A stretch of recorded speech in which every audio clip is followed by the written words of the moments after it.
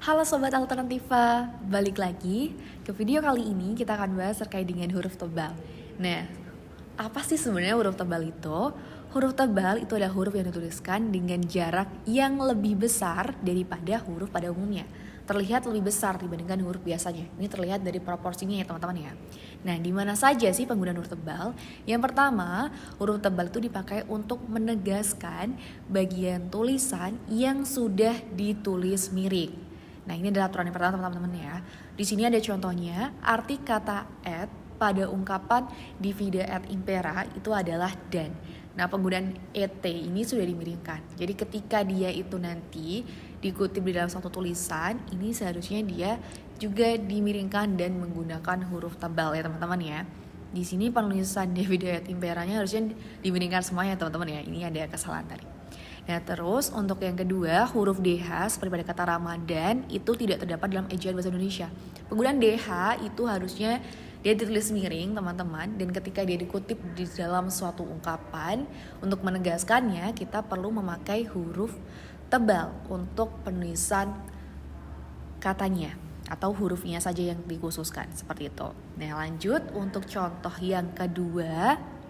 Di sini ada aturan yang kedua, huruf tebal itu dipakai untuk menegaskan bagian-bagian karangan seperti judul, buku, bab, atau subbab.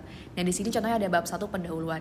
Ini biasanya teman-teman nanti akan lazim ketika kalian menulis suatu karya ilmiah, entah itu makalah, entah itu paper. Ini seringkali ada penulisan seperti ini. Jadi bab 1 pendahuluan itu dia ditulis huruf tebal dan memakai huruf kapital.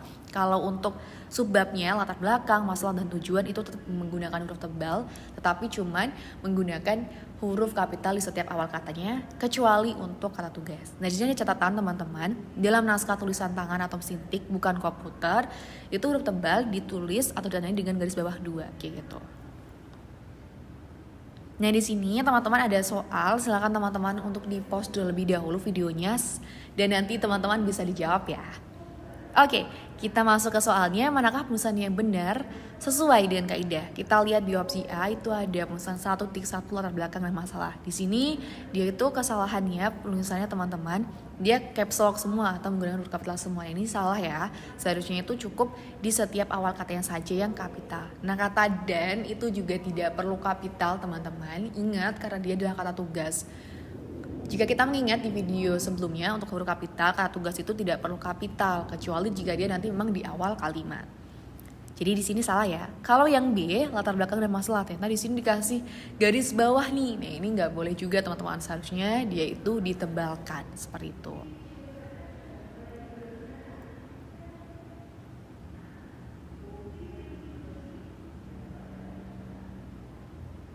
Nah, lanjut di opsi yang C, 1.1 latar belakang dan masalah.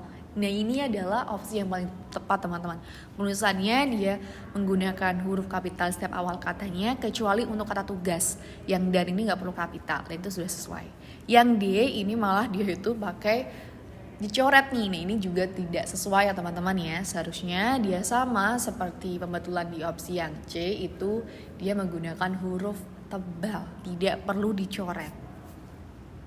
Selanjutnya opsi terakhir yang E, 1.1 latar belakang dan masalah. Di sini kesalahan dibentuk kata dan. Ingat tadi sudah aku mention teman-teman bahwasannya kalau kata tugas ya seperti dan, ini dia tidak perlu menggunakan huruf kapital. Dia cukup ditulis dengan huruf non kapital atau huruf kecil saja seperti itu. Ini berlaku untuk semuanya ya.